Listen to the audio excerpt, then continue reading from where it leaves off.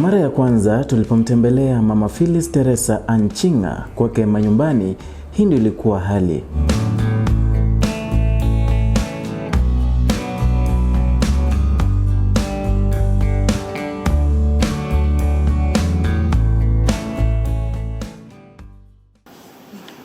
Matibo to ko yan ko ang ko ngati.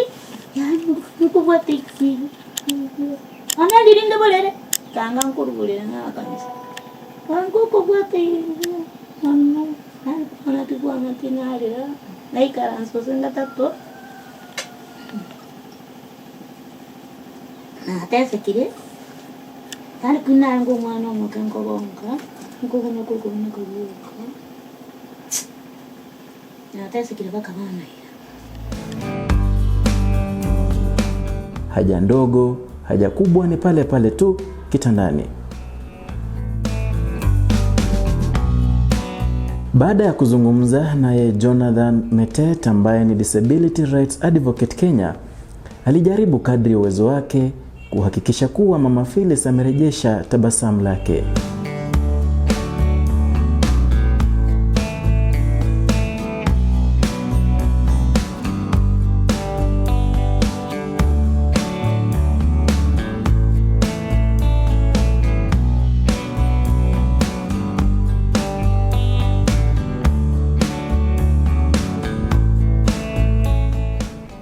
Alizungumza naye DSO wa gatuzi la Nyamira, Madam Lydia Matende, na kufanya mpango ili Mama Phyllis aweze kukaguliwa tena.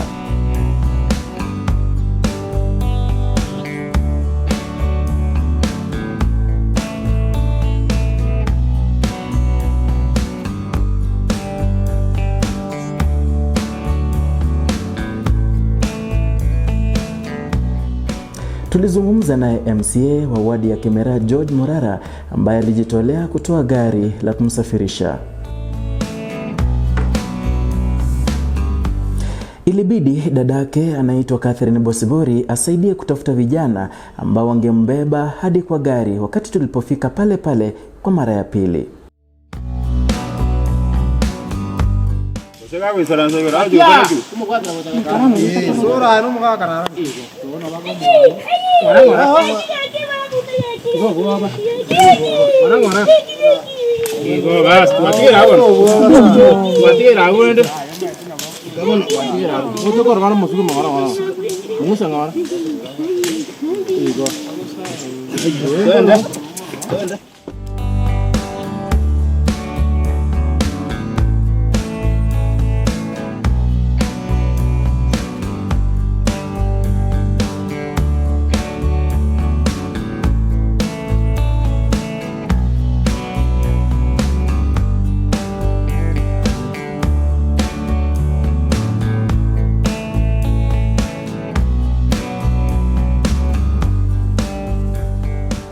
Tulifululiza moja kwa moja hadi Nyamira County Hospital ambapo alifanyiwa uchunguzi zaidi katika idara ya physiotherapy.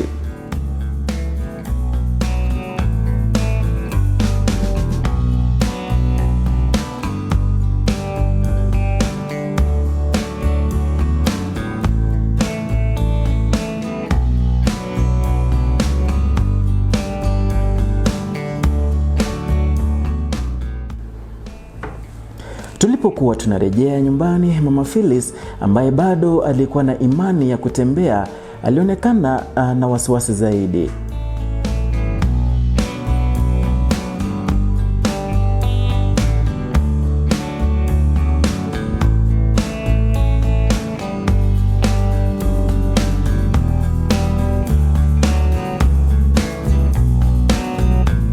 Ndani yake alidhamiria pengine angetibiwa na aweze kupona, atembee kama kitambo.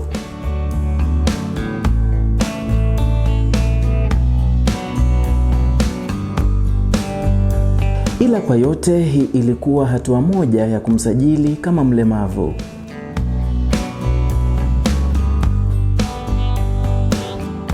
Vilevile nyumba yake anamoishi inaonekana legevu zaidi na inayovuja maji haswa wakati kunanyesha, na tunadhamiria pengine atapata msaada.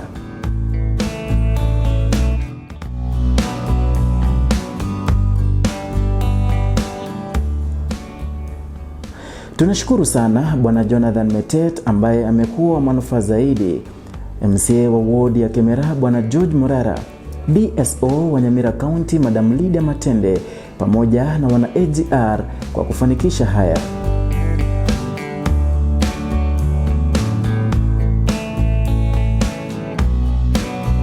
Kwa majina niite Edwin Mukaya.